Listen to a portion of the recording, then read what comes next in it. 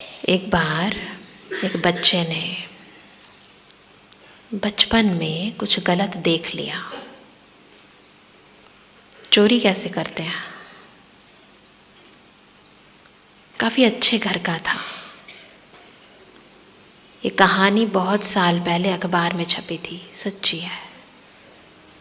बचपन में ऐसे ही देख लिया कि चोरी कैसे करते हैं, ताला कैसे तोड़ते हैं।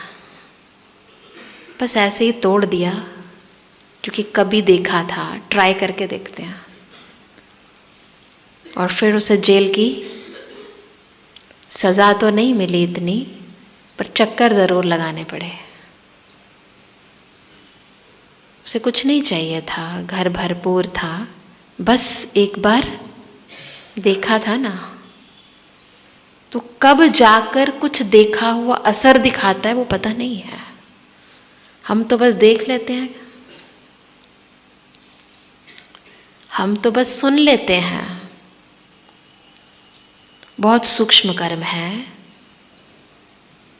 बहुत सारे पुराणों में और शास्त्रों में जिसके बारे में लिखा है। बहुत बड़ा पाप है निंदा करना, निंदा सुनना। सच्ची घटना बताती हूँ। एक बहन, उसको जोड़ों की बड़ी प्रॉब्लम थी।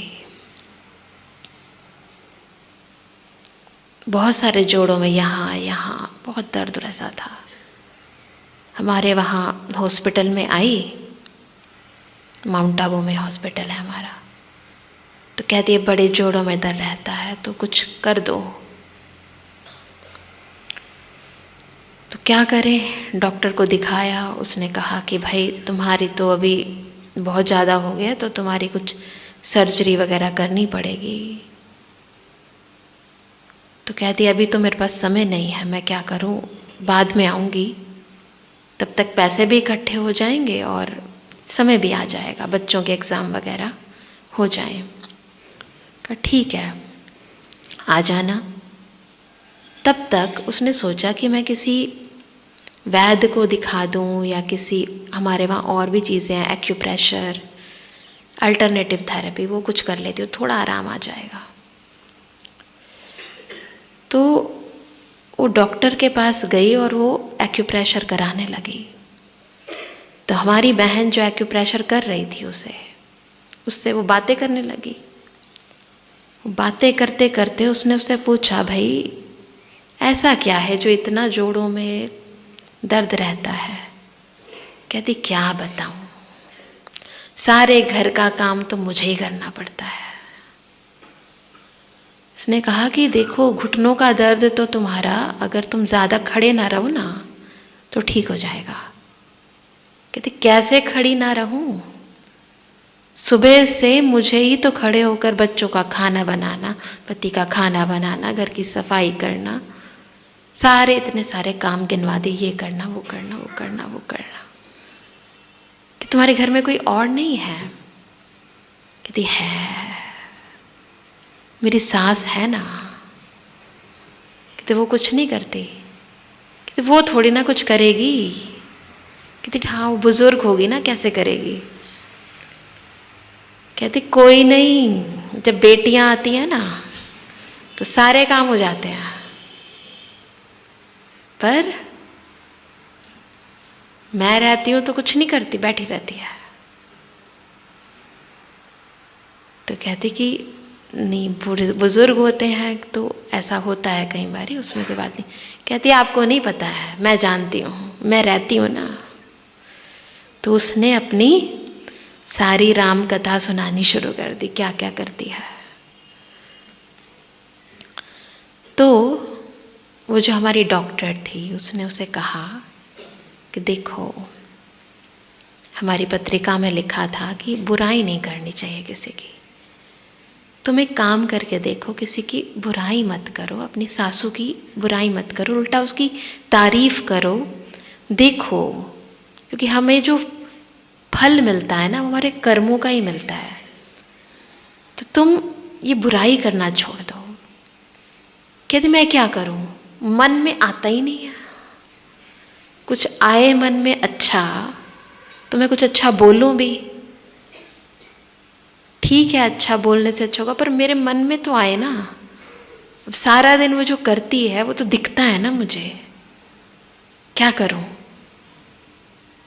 बस ऐसे ही वो कुछ समय तक आती रही, अपनी कहानियां सुनाती रही, दोनों की वार्तालाप चलती रही।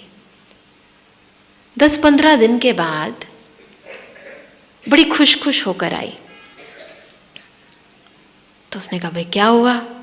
कहती आज ना बड़ा अच्छा लग रहा है, मुझे आज चलने में कोई तकलीफ नहीं हुई, मेरे जोड़ों में दर्द थी ठीक हो गई। कहते आपने जो कल किया था ना वही आज करना। कहती है बहन मैं पिछले 10-15 दिन से वहीं पर ही एक्यूप्रेशर कर रही हूँ, वहीं वो मैग्नेटिक थेरेपी भी करती, वैसा ही कर रही हूँ। कहती है कि नहीं आपने कल कुछ खास किया है। कहती मैंने कुछ खास नहीं किया, तू बता तेरे जीवन में कुछ खास हुआ है? उसने सारे दिन की दिनचर्या बताई, क्या क्या किया उसने। एक बात जो इम्पोर्टेंट थी, उसने कहा कल मैंने एक सब्जी बनाई, सबने खाई, सबने खाई। तो किसी ने पूछा ये सब्जी तूने कहाँ से सीखी, बड़ी अच्छी बनाई है। कहती है ये मेरे घर में तो बनती नहीं थी मायके में, ये मेरी सासू माँ ने सिखाई थी। तो उसकी तारीफ करी। तो उसने कहा बस यही तेरी दवाई है। उस दिन से उसे टेस्ट आ गया, उसे टेस्ट आ गया कि ऐसा करने से मेरा दर्द कम हो जाता है। उसने वही शुरू किया और करते करते करते इस स्तर पर पहुंच गई कि डॉक्टर ने कहा कि अभी आपको सर्जरी की जरूरत नहीं है। ये सच्ची बात है। हम जब किसी की बुराई करते हैं ना तो क्या होता है, वो जो बुरा करता है, जो भी कहते हैं जो करता है वो भरता है। तो गलत कर्म जो किए उसका जो फल मिलना है ना, उस गलत कर्म के फल का जो टोकरी है ना गलत, वो जो निंदा करता है उसके सिर पर आ जाती है। किया उसने गलत, पर अगर आपने बुराई कर दी तो उसके कर्म, अपने कर्म का फल तो जो है वो है, पर उसके कर्म का फल भी आपको भोगना पड़ेगा। ये जाने अनजाने बहुत लोग करते हैं। हमारी बहनें तो खाली होती हैं, जाने अनजाने बहुत सारी गलतियां हो जाती हैं। एक ने दूसरे की निंदा चुगली करी, दूसरे ने सुना, तो सुनने वाला भी बचकर नहीं रहता। ऐसे नहीं बस सुना ही है तो क्या हुआ, उसने बोला मैंने सुना, नहीं नहीं ऐसे नहीं। किसी ने हाँ में हाँ मिला दी, ऐसा नहीं बच जाएगा मैंने तो हाँ में हाँ मिलाई थी, नहीं। उसके भी कर्मों का बोझ, उन दोनों के कर्मों का बोझ आपके सिर पर आने वाला है। ये नियम है, पुराणों में शास्त्रों में इसका व्याख्यान है।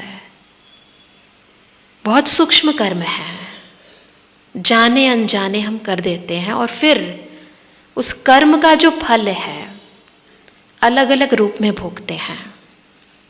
तन से, मन से, धन से, संबंध से, किसी भी रूप में भोग सकते हो। कई बार सोचते हैं मेरे साथ ऐसा क्यों हो रहा है। किसी ने मुझसे पूछा ये बड़े बड़े लोग बड़े बड़े गलत काम कर देते हैं, आता रहता है टीवी में भी, कुछ दिखता है, कुछ पढ़ते हैं, कुछ पता भी नहीं चलता है, उनको तो इतना कुछ नहीं होता, और हम आम इंसानों को तो बहुत कुछ हो जाता है हमारे जीवन में। कितने बुरे बुरे बड़े बड़े काम कर देते हैं वो। मैंने उनको बताया बड़े बड़े गलत काम करते हैं, फिर बड़े सारे लोग उनकी बुराइयां करते हैं, है ना। बड़े सारे लोग। फिर उसके कर्म का बोझ बट जाता है, वो बच जाता है, और एक आम इंसान भोगता रहता है। ये निंदा, एक दूसरे की बुराई, जो जाने अनजाने बिना कुछ सोचे समझे हम करते रहते हैं ना, जो हम सोचते क्या जाता है, बहुत कुछ जाता है। ये जो अचानक से कुछ कुछ हो जाता है जीवन में, वो पता नहीं कौन से कर्मों का फल है। ये सूक्ष्म कर्म कई बार संबंधों के रूप में भी सामने आ जाते हैं। एक माता का अपने बच्चे के साथ बनती नहीं थी, पटती नहीं थी, उसकी शादी हुई, बीवी को लेकर चला गया। वो माता सेंटर पर आई, बहन ने बात करी, कहते मेरा बेटा बड़ा खराब है, बुराई जो शुरू, ये मेरी बहू तो उससे भी खराब है, वही लेकर गई है उसे, उसने उसको फुसलाया है।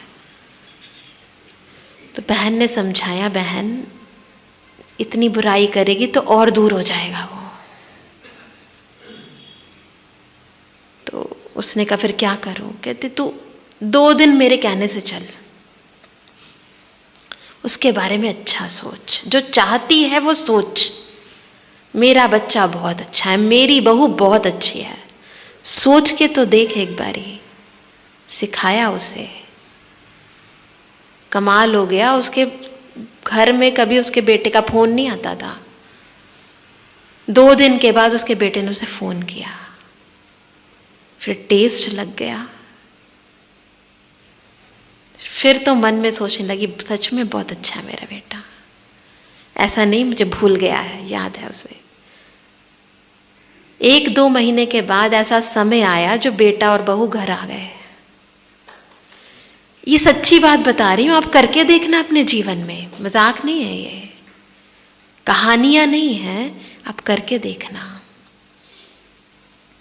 उसने चेक किया, उसने खुद चेक किया कि मैं क्या करती हूँ या और क्या करते हैं। शाम को बैठकर जब वो महिला मंडली बनती है ना, आपस में मिलते हैं, तो एक दूसरे की घरों की बातें करते हैं, बड़ी सारी बातें करते हैं। हमें लगता है हम तो एंटरटेनमेंट कर रहे हैं, मज़े आ रहे हैं, चस्के आ रहे हैं। ये चस्का कितना महंगा पड़ता है ये आपने सोचा भी नहीं होगा। थोड़ा सा इस पर ध्यान देकर, भाई भी कम नहीं है, ऐसे नहीं बहनों की बात सबकी बात है, आदत की बात है एक्चुअली, इसमें भाई और बहन की बात नहीं, आदत की बात है।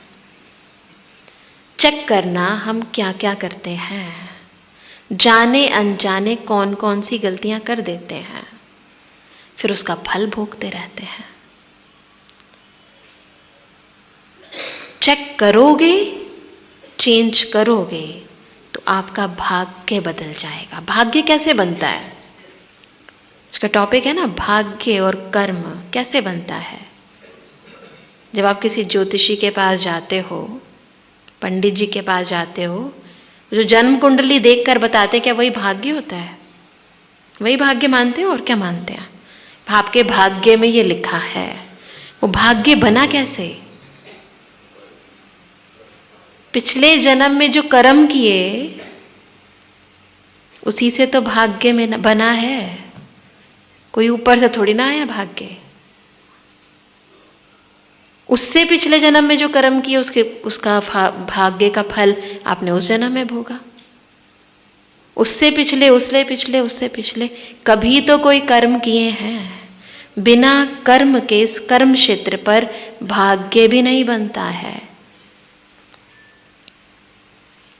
भाग्य विधाता ने भाग्य बनाया है या आप अपने भाग्य के खुद विधाता हैं? जो हम करते हैं वो हम भरते हैं। अगर वो बनाता तो सबका बहुत अच्छा बनाता, और उसने बनाया, परंतु हमने उसका किया क्या? उसने जो दिया उसका हमने किया क्या? स्वार्थ किया, सेवार्थ किया, परमार्थ किया, क्या किया? दो भाई थे। एक भाई संत था बेचारा, योग करता था, भगवान को याद करता था, दुनिया का भला करता था, यही उसकी आदत थी। ज़्यादा कमाने का, ज़्यादा संगठित करने का कोई शौक नहीं था। दूसरा बड़ा स्मार्ट, वो कहता है जितना जीवन में मज़े लेने हैं ले लो, एक ही ज़िंदगी है, देखा जाएगा जो होगा।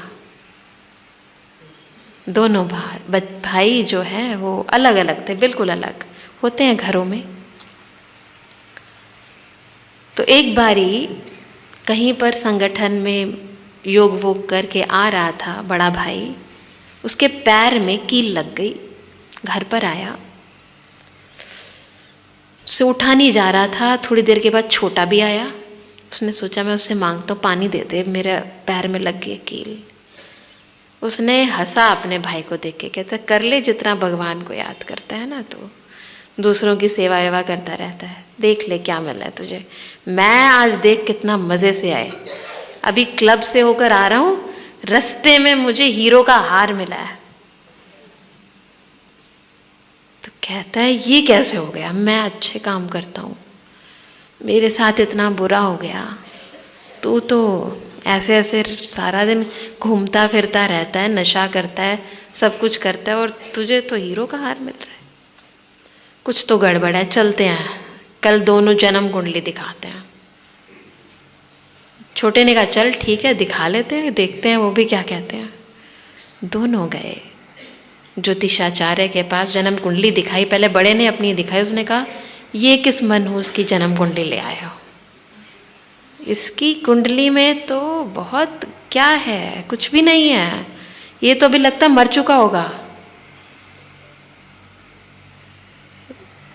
कहते कि ऐसे कैसे, उन्होंने कुछ नहीं कहा, छोटे की दिखाई।